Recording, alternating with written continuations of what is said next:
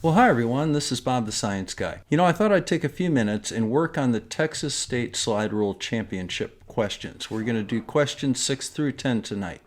These are a little more complex than the first 5, and I'm going to solve them using 2 different techniques. First, we'll do it by the standard method of arithmetic, and then I'm going to show you how to solve them by proportion. So let's get right to it. So once again at the top we have the virtual Pickett N3 slide rule. This is the same model that I use, as you can see right here. Down in the left lower corner we have the problems, and then over here in the lower right corner we have my notes. So let's go ahead and hit the first problem. It's 7.93 times 387 divided by 3.18. So our first step is to reduce this to scientific notation. So 793 and 3.18 are both the same magnitude. They're both 10 to the 0, and 3.87 is times 10 to the 2. That's the notation that I'm using. Next, we're going to go ahead and get a rough estimate of what the answer is. And what we're going to do is we're going to take the integer portion of each number, and we're going to multiply those out, and that's going to come to approximately 7.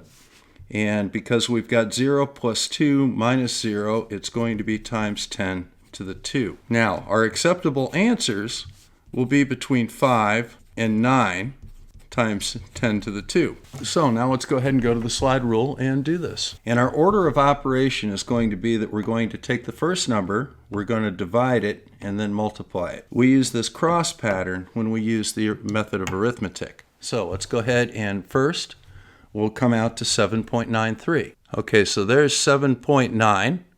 7.95, so 7.93 is going to be about in the middle there. Then we're going to divide that by 3.18. So we'll take our slide and we'll move 3.18 directly over it.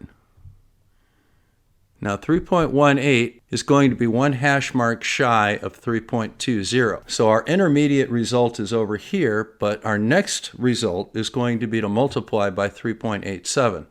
So we just come right up here to 3.87, about right there. So we're going to go 9.65. So our final answer will be 9.65 times 10 to the 2, and that is correct. Now let's go down to the next one. So we've got 31.5 times 304 divided by 27.6. Again, first step, scientific notation. So 3.15 times 10 to the 1 times 3.04 times 10 to the 2 over 2.76 times 10 to the 1. 1 plus 2 minus 1. So again, we're going to be at 10 to the 2. And then we're going to have 3 times 3, 9, over 2. So our answer is going to be approximately 4.5 times 10 to the second. Let's go ahead and do it on the slide rule. So we're going to find 3.15. So there is 3.14, 3.15. Now our next job is to divide by 2.76.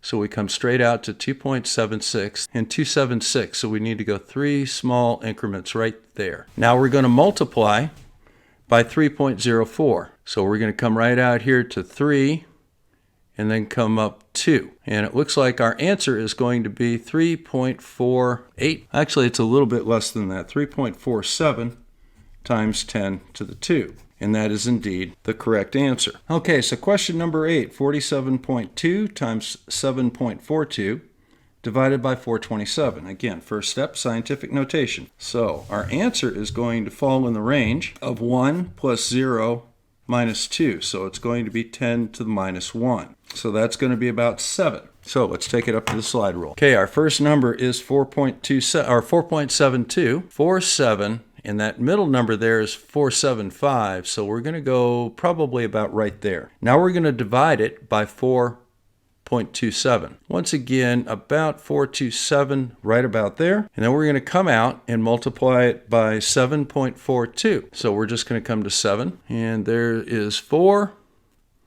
4, 5. It's going to go right about there. Then we read straight down. Looks like we got 4.82, maybe 21 times 10 to the negative 1. That is the correct answer. So now that we're experts at this, let's go to the next one and solve it by a different method called solving by proportions. What we're going to do is we're going to set this equal to x. And then we're going to pick whichever one of these is closer to the bottom number, and we're going to change that to 4.95 over 762 equals x over 3.82. So we've divided both sides by 3.82. Now once again, these are all 10 to the 0, so our answer should be 10 to the 0. But let's go ahead and see what it is. Now what we're going to do is we're going to come out here. I'm going to make this larger so you can see it a little easier. But we're going to come out here to 7.62 on the D scale. About right there is 762, and we're going to put 495 directly over it. Now what we're going to do, we're going to leave everything the way it is, but we're going to move the cursor down to 382. So let's go ahead and do that. Now our answer should be directly over it. So my answer should be 2.48 times 10 to the 0, and indeed it is. Now we'll do one more. All of our terms are 10 to the 2. So our answer would be 10 to the 2, 2, 2. So it'll be 2 plus 2 minus 2. So our answer should be 10 to the 2. And it's going to be about 9 over 3 equals 3 times 10 to the 2. And again, we're going to go between 1 and 6. But once again, we're going to solve this by proportions. So this one's going to be a little challenging because notice that 1.62 and 9.91 are on opposite sides of the scale. And 3.43 is in the middle. So this would be a really good time to use the folded scales. What we're going to do is we're going to come out here to 343. Now, here's 32, 33, 34. Now we're going to come out 342, 344, so we want to be about halfway in between these two guys right here. So let's see if we can go about here or so. All right, that looks okay. Then we're going to come down, and we're going to come up to this folded scale, and we're going to come to 9.91.